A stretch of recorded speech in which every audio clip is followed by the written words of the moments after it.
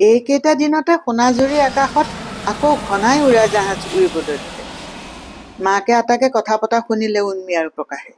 ভাৰত পাকিস্তানৰ যুদ্ধ। যুদ্ধ মানেনো কি? সুধিলে উন্মীয়ে। প্ৰকাশে ক'লে, যুদ্ধ নহয় অ', যুদ্ধ। যুদ্ধ মানে কাজিয়া। বৰ বেয়া বস্তু। কাজিয়া বৰ বেয়া বস্তু। কাজিয়া কৰিয়ে গংগাধৰ বৰ্তাৰ পুতেক ভাইটিত দাই তাইৰ পুতলাজনী হাতখন ছিঙি পেলাইছে, মনে মনে ভাবিলে উন্মীয়ে। মাক, আটাক, বুঢ়ীমাক, প্ৰকাশ সকলোৱে বহুত যত্ন কৰিও কোনেও আকৌ জোৰা লগাব নোৱাৰিলে হাতখন। সোণাঝুৰিত এটা চেপা উত্তেজনা।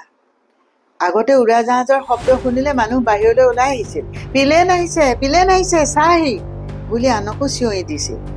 এতিয়া উৰাজাহাজৰ শব্দ শুনিলেই মানুহ ভিতৰ সোমাই তাপ মাৰে। মেলতৰি মানুহ কেইজনমানে এদিন আহি সোণাঝুৰি LP স্কুলৰ ফিল্ডত গাঁৱৰ মানুহক গোটাই বুজালেহি, বোলে উৰাজাহাজ উৰিলেই ভয় খাব নালাগে।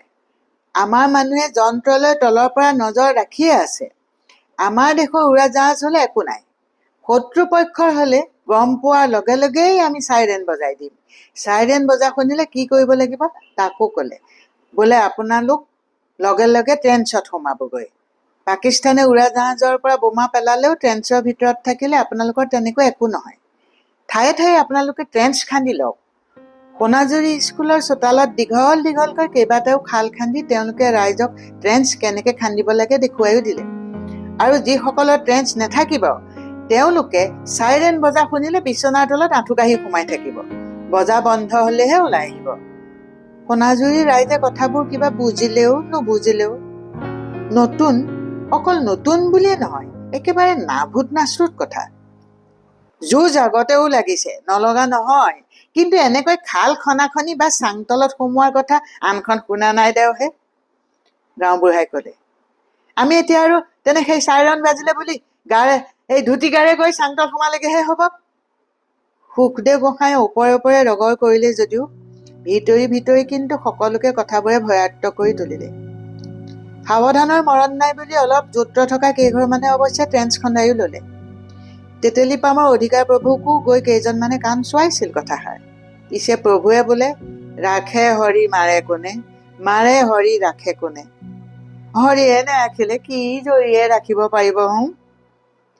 তাকে যেনিবা সত্ৰ চেঙেলীয়াকেইটাই শুনি অলপ বেয়াই পালে। ৰঙামণিয়ে বাৰীৰ চুকৰ পৰা অলপ আগ চোতালৰ ফালে ওলাই পকীঘৰ দোকোঠালি সজাই লওঁ বুলি জোখমাখ কৰি ইতিমধ্যে খাল খন্দাইছিলে।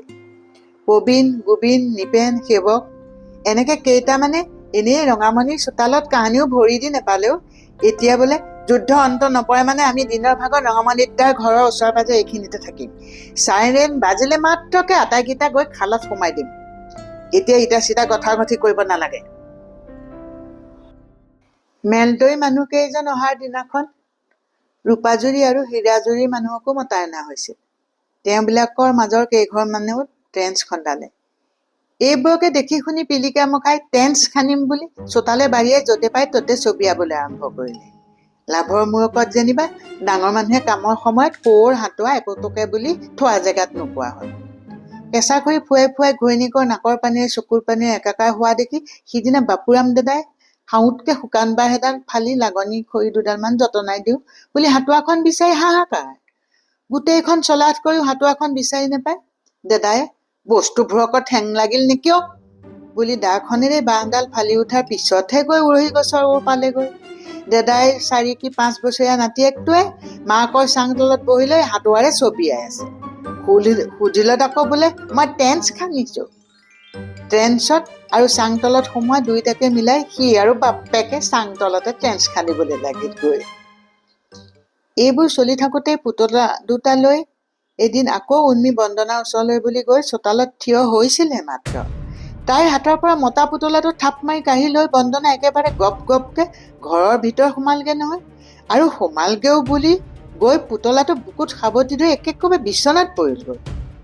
আনদিনা হলে দুইজনীয়ে চোতালতে খেলে। অলপ পিছতে চুচুক চামাককে উন্মীও গৈ বন্দনাহঁতৰ ভিতৰ সোমালগৈ। মাকেও বন্দনা অকণমানি ভায়েকটোলৈ বিচনাতে শুই আছিল। তেনেকুৱাতে চাইৰেন বাজি উঠিল।